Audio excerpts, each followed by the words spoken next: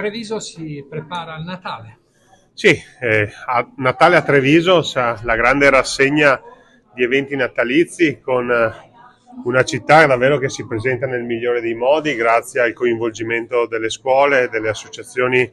di commercianti, delle associazioni culturali, quindi ogni giorno ci sarà qualcosa da vivere in questa città addobbata a Natale, ma con anche tanti spunti di riflessione su quello che sta succedendo nel mondo, quindi non ci dimentichiamo di chi starà peggio, di chi sta peggio di noi, però allo stesso tempo vogliamo regalare alla nostra comunità un periodo di spensieratezza, di bellezza all'insegna dell'arte, del canto, della bellezza e anche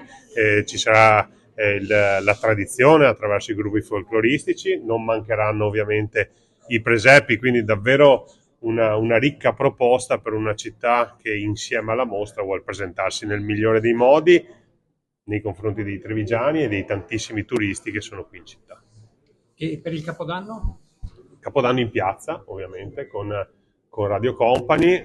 come da tradizione, però un Capodanno all'insegna della sicurezza e un Capodanno all'insegna anche del divertimento, della musica, però sempre con la testa sulle spalle. Gli auguri per questo Natale? Ma che sia un Natale di serenità.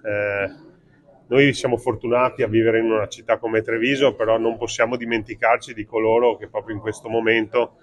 stanno soffrendo, che si trovano in scenari che sono completamente diversi dai nostri, penso a Gaza, penso all'Ucraina, ma penso a tutte le guerre che in questo momento stanno caratterizzando il mondo e quindi dobbiamo avere la consapevolezza di essere fortunati senza però avere la presunzione di dimenticarsi di chi sta peggio di noi. Quindi sarà anche un Natale all'insegna della solidarietà.